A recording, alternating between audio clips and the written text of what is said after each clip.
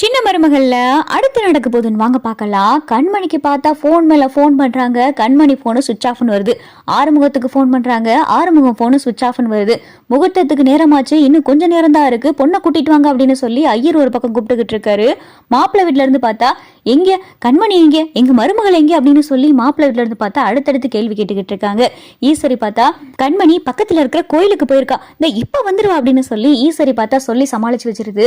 வேகமா பார்த்தா ராஜாங்கத்துக்கிட்ட ஈஸ்வரி வந்து, மாமா இங்க என்ன மாமா நடந்துகிட்டு இருக்கு, ஆறுமுகத்துக்கு போன் பண்ணா சுவிட்ச் ஆஃப்னு வருது, கண்மணிக்கு போன் பண்ணா சுவிட்ச் ஆஃப்னு வருது, என்ன மாமா வண்டியில டீசல் இல்ல, டீசல் போட்டு வரேன்னு சொல்லிட்டு போனவன் என்ன டீசல் போட்டு வரதுக்கு இம்பிட்டு நேரமா, எனக்கு என்னமோ சந்தேகமா இருக்கு மாமா அப்படின்னு சொல்லி ஈஸ்வரி பேசவும், ஈஸ்வரி என்ன பேசிக்கிட்டு இருக்கு அப்படின்னு சொல்லி ராஜாங்க சொல்லவும், இல்ல மாமா எனக்கு என்னமோ அந்த ஆறுமுகத்து மேல சந்தேகமா இருக்கு, நம்ம வீட்டு பிள்ளைய ஏதோ மனசெனச மாத்தி பேசி எதுவும் கூட்டிட்டு போயிட்டான்னு நினைக்கிறேன் அப்படின்னு சொல்லிட்டு ஈஸ்வரி சொல்லவும், ஈஸ்வரி வார்த்தையை பார்த்து பேச அப்படின்னு சொல்லி ராஜாங்க சொல்லவும், அப்பதான் பார்த்தா மோகனா வந்துட்டு, ஈஸ்வரி கண்டதை பேசி மனசை கஷ்டப்படுத்தாத, ஏதோ வண்டி எதுவும் ரிப்பேர் ஆயிருக்குமோ என்னவோ அப்படின்னு சொல்லிட்டு இங்க மோகனா சொல்லவும், இல்லக்கா உங்ககிட்ட ஒரு சில உண்மையை சொல்லணும் அப்படின்னு சொல்லி ஈஸ்வரி சொல்லவும், என்ன ஈஸ்வரி சொல்ற அப்படின்னு சொல்லிட்டு ராஜாங்க கேட்கிறாரு. இல்ல அன்னைக்கு நானும் சித்ராவும் கண்மணியை பாக்குறதுக்காக ரூமுக்கு போயிருந்தோம். கண்மணியோடைய ரூமுக்கு கதவு பூட்டி இருந்துச்சு. உள்ள பார்த்தா இந்த ஆறுமுகமும் கண்மணியும் தனியா பேசிக்கிட்டு இருக்காங்க. இல்ல ஒரு பொம்பளை பிள்ளை ஒரு டிரைவரை ரூமு வரைய விடலாமா அப்படின்னு சொல்லிட்டு அப்பயே கண்மணிட்ட கேட்டதுக்கு, இல்ல தண்ணி கொடுக்க வந்தாரு, அவனும் தண்ணி எடுத்து கொடுக்க வந்தேன் அப்படி இப்படின்னு சொல்லி ஏதோ பேசி சமாளிச்சுட்டாங்க. இப்பதானே தெரியுது முகூர்த்தத்துக்கு நேரமாச்சு, அதுவும் கண்மணிய அவன் தான் வண்டியில கூட்டிட்டு வந்திருக்கான், அவன் போனு சுவிட்ச் ஆஃப், இவ போனு சுவிட்ச் ஆஃப், டீசல் போட போனவன் என்ன இம்பிட்டு நேரம் ஆகுது, எனக்கு என்னமோ சந்தேகமா இருக்கு மாமா, ஆளை விட்டு தேட சொல்லுங்க அப்படின்னு சொல்லி ஈஸ்வரி சொல்லவோ, ராஜாங்கத்துக்கும் பார்த்தா சந்தேகம் வருது. சன்னாசி ஆட்களை விட்டு தேட சொல்லு அப்படின்னு சொல்லிட்டு ராஜாங்கமும் சொல்லிக்கிட்டு இருக்காரு. அப்பதான் பார்த்தா சன்னாசியோடைய போனுக்கு கோயில இருந்து போன் வருது. யாரு சன்னாசி அப்படின்னு சொல்லி ராஜாங்க கேட்கவும், இல்லனே கோயில இருந்து போன் வருது அப்படின்னு சொல்லிட்டு இங்க சன்னாசி சொல்லிக்கிட்டு இருக்காரு.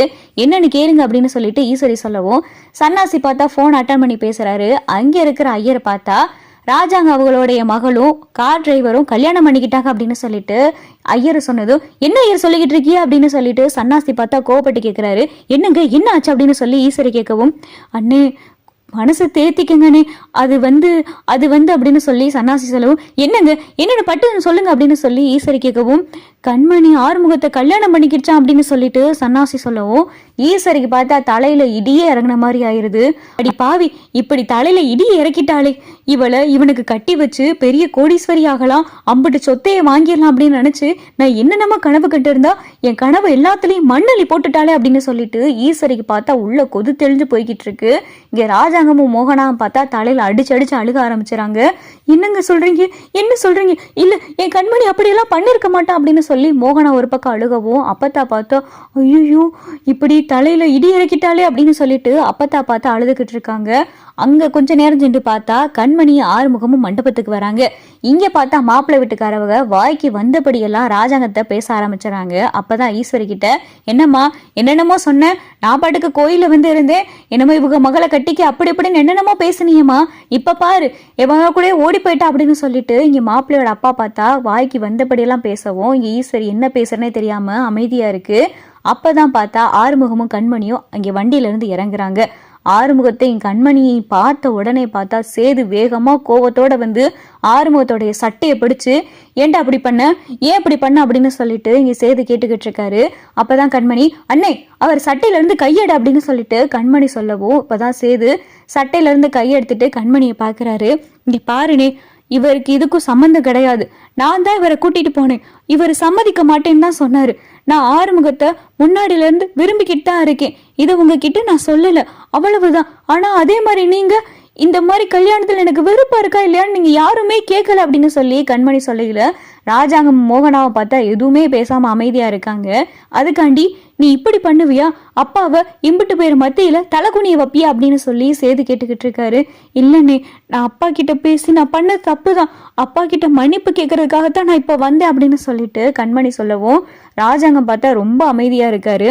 ஈஸ்வரி பார்த்தா வேகமா வந்து ஆறுமுகத்தோடைய சட்டையை பிடிச்சு ஆறுமுகத்தோடைய கண்ணத்துல சப்பு சப்புன்னு அரைஞ்சுக்கிட்டு இருக்கு. ஏன்டா அப்படி பண்ண, ஏன் இப்படி பண்ண, உனக்கு இப்படி பண்ண எப்படா தைரியம் வந்துச்சு, எங்க வீட்டு வேலை பார்க்குற வேலைக்கார நாய், எங்க வீட்டு பொண்ணு கேக்குதாடா உனக்கு அப்படின்னு சொல்லிட்டு ஈஸ்வரி பார்த்தா சப்பு சப்புன்னு போட்டு அடிச்சுக்கிட்டு இருக்கு.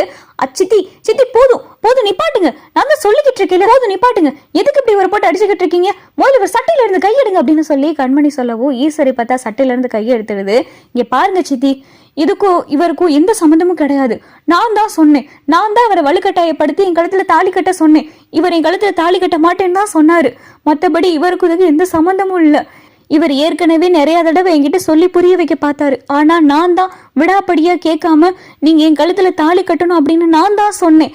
என்னுடைய தகுதி வேற, உங்களுடைய தகுதி வேற அப்படின்னு சொல்லி என்கிட்ட இவர் நிறைய தடவை நான் சொன்னதுக்கெல்லாம் இவர் மறுப்பு தெரிவிச்சிருக்காரு. இவருக்கும் இதுக்கும் எந்த சம்மந்தம் இல்லை. அப்பா மன்னிச்சிருங்கப்பா அப்படின்னு சொல்லி கண்மணி பேசிக்கிட்டு இருக்கையில அப்பதான் பார்த்தா போலீஸ் ஜீப் வருது. போலீஸ் ஜீப்ல பார்த்தா ஒரு பொண்ணு வருது.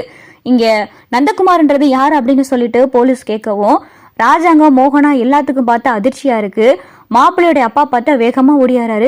என்ன சார் என்ன அப்படின்னு சொல்லிட்டு மாப்பிள்ளையோட அப்பா கேட்கவும் இங்க நந்தகுமார்ன்றது யாரையா அப்படின்னு சொல்லிட்டு இங்க போலீஸ் கேட்கவும் என் பையன் தான் சார் அப்படின்னு சொல்லி இங்க கருப்பசாமி சொல்லிக்கிட்டு இருக்கையில மணமேடையில பார்த்தா இங்க நந்தகுமார் உட்காந்துருக்காரு.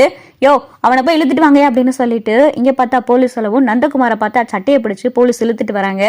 இந்த பொண்ணை காதலிச்சு அந்த பொண்ணு வயிற்றுல ஒரு குழந்தைய கொடுத்து ஏமாத்திட்டு இப்ப இன்னொரு பொண்ணை கல்யாணம் பண்ண மணமேடையில உட்காந்துருக்கியா, வாயா அப்படின்னு சொல்லிட்டு இங்க பார்த்தா போலீஸ் கூப்பிடவும் அப்பதான் பார்த்தா ராஜாங்கம் என்ன கருப்பசாமி இது அப்படின்னு சொல்லிட்டு இங்க ராஜா கேட்கவும் ஐயா அது வந்து அப்படின்னு சொல்லி கருப்பசாமி பார்த்தா திணறவும் அப்பதான் அந்த பொண்ணு ஐயா எல்லாத்தையும் நான் சொல்றேன் ஐயா, என்னைய காதலிச்சு எனக்கு ஒரு குழந்தையும் கொடுத்துட்டு இப்ப இன்னொரு பொண்ணை கல்யாணம் பண்றதுக்கு இவருடைய புள்ள வந்து உட்கார்ந்துருக்காரு.